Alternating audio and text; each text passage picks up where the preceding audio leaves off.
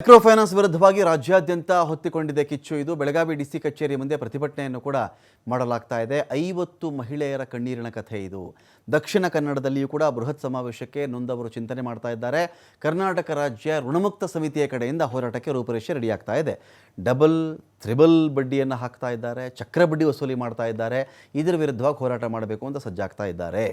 ನೋಡಿ, ನಾವು ಸಾಲ ಕೊಟ್ಟವರು ತಪ್ಪು ಅಂತ ನಾವು ಮಾತಾಡ್ತಾ ಇಲ್ಲ. ಸಾಲ ತಗೊಂಡವರು ತೀರಿಸ್ತೇ ಇರೋದೇ ಅದ್ಭುತ ಅಂತಲೂ ನಾವು ಮಾತಾಡ್ತಾ ಇಲ್ಲ. ಸಾಲ ಕೊಟ್ಟಿದ್ದಾನ ಅವನು ಹಣ ಕೊಡದೆ ನಿಮ್ಮ ಹತ್ರ ಏನು ಹಣ ಕೇಳ್ತಾ ಇಲ್ಲ ಅವನು, ಅಲ್ವಾ? ನ್ಯಾಯ ಏನು ಅಂತ ಹೇಳಿದ್ರೆ, ಇದಕ್ಕೆ ನೀವು ಕ್ರೂರವಾಗಿ ಮನುಷ್ಯತ್ವವನ್ನು ಕಳೆದುಕೊಂಡು ಮೃಗೀಯವಾಗಿ ಅಮಾನವೀಯವಾಗಿ ಮನೆ ಒಳಗಡೆ ಇರ್ತಕ್ಕಂಥ ಮನುಷ್ಯನ ಆಚೆ ಹಾಕಬೇಡಿ. ಅವರ ಬೆತ್ತಲೆ ಫೋಟೋಗಳ ಥರ ಚಿತ್ರಿಸಿ ಸೋಷಿಯಲ್ ಮೀಡಿಯಾದಲ್ಲಿ ತೇಜೋವಧೆ ಮಾಡಬೇಡಿ. ಚಿತ್ರಹಿಂಸೆ ಅವರು ಕೊಡಬೇಡಿ. ಅವರನ್ನು ಸಾಯುವಂತೆ ಅವರನ್ನು ನೀವು ನಡೆಸಿಕೊಳ್ಳಬೇಡಿ. ಕಾನೂನು ಪ್ರಕಾರ ಹೋರಾಟಗಳಿರಲಿ.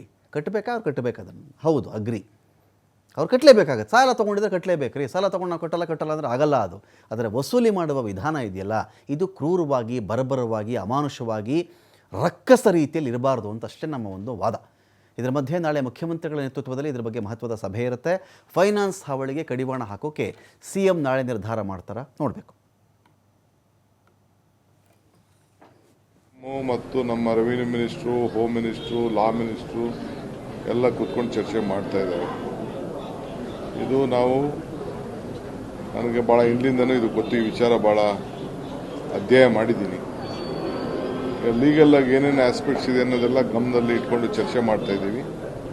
ಸದ್ಯದಲ್ಲಿ ಮೈಕ್ರೋ ಫೈನಾನ್ಸ್ ಬಗ್ಗೆ ರಾಜ್ಯ ಸರ್ಕಾರ ಅತ್ಯಂತ ಗಂಭೀರವಾಗಿ ತೆಗೆದುಕೊಂಡಿದೆ. ಸನ್ಮಾನ್ಯ ಮುಖ್ಯಮಂತ್ರಿಗಳು ನಾಳೆನೇ ಅದರ ಬಗ್ಗೆ ತುರ್ತಾಗಿ ಸಭೆ ಕರೆದಿದ್ದಾರೆ. ವಿಶೇಷವಾದಂಥ ಕಾನೂನನ್ನು ಮಾಡೋದಕ್ಕೆ ಹಾಗೂ ಈ ರೀತಿ ಶೋಷಣೆಯ ಪ್ರಕರಣಗಳನ್ನು ಮಟ್ಟ ಹಾಕೋದಕ್ಕೆ, ಜನರ ಶೋಷಣೆಯನ್ನು ಆಗದ ಹಾಗೆ ಮಾಡೋದಕ್ಕೆ ಏನು ಮಾಡಬೇಕು ಅನ್ನೋದ್ರ ಬಗ್ಗೆ ಈಗ ನಾವು ನಿರ್ಣಯ ತೆಗೆದುಕೊಳ್ಬೇಕಾಗಿದೆ.